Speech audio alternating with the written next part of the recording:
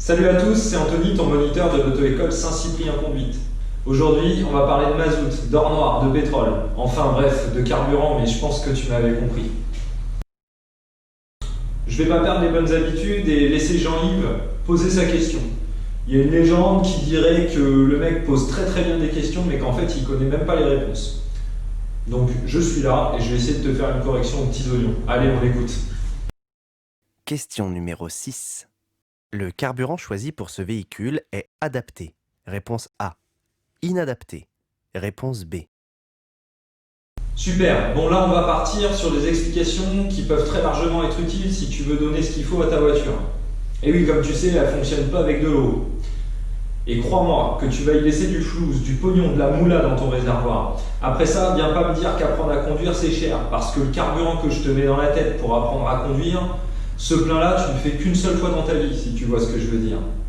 On va partir tout de suite sur les descriptifs des différents carburants.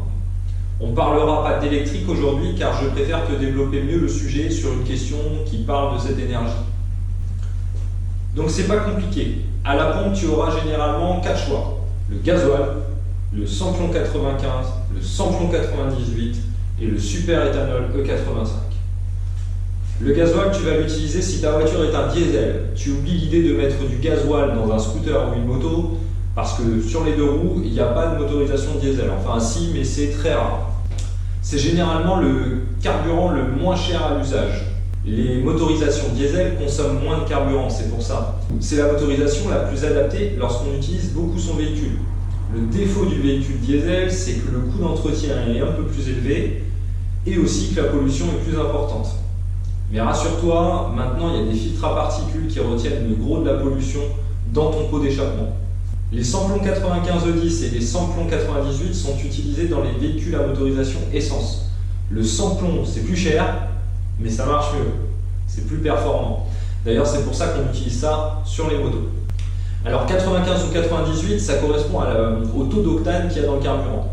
En gros, avec un taux à 98, la longévité du moteur est plus importante. Mais toi, tu t'en fous parce que de toute façon, l'année prochaine, tu changes de voiture. D'accord ? Ne t'en fais pas, que ce soit du 95 ou du 98, c'est relativement fiable. Pour la notation E10, ça correspond en fait au pourcentage de bioéthanol qu'il y a dans le carburant. Donc s'il y a marqué E10, c'est qu'il y a 10% de bioéthanol dans le carburant.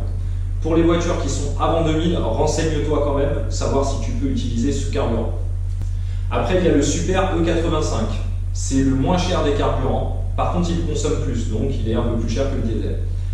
Bon, si tu as bien suivi, le E85, ça veut dire qu'il y a 85% de bioéthanol dans le carburant. Alors ça fonctionne très bien sur les voitures essence, mais il faut que ton véhicule soit équipé d'un système qui lui permet de fonctionner avec ce carburant.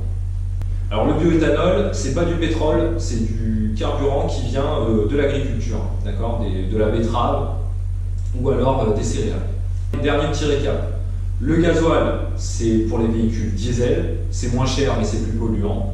Le samplon 95 et samplon 98, c'est pour les véhicules essence. C'est plus cher, moins polluant, mais par contre c'est plus performant. Et le E85, c'est pour les véhicules essence modifiés pour utiliser ce carburant. Donc ici la bonne réponse, c'était la réponse A. En plus de ça, il y a une étiquette avec marqué diesel qui est jaune. Donc Jean-Yves, s'il te plaît, tu ne prends pas la tête. Tu prends le pistolet jaune, c'est assez logique. Tu le mets dedans et ça fonctionne. J'espère que la vidéo t'a plu et qu'elle t'aura apporté un peu plus qu'une simple correction. N'hésite pas à me poser des questions si tu en as et à aller sur ma page Facebook et mon compte Insta. Salut, bisous.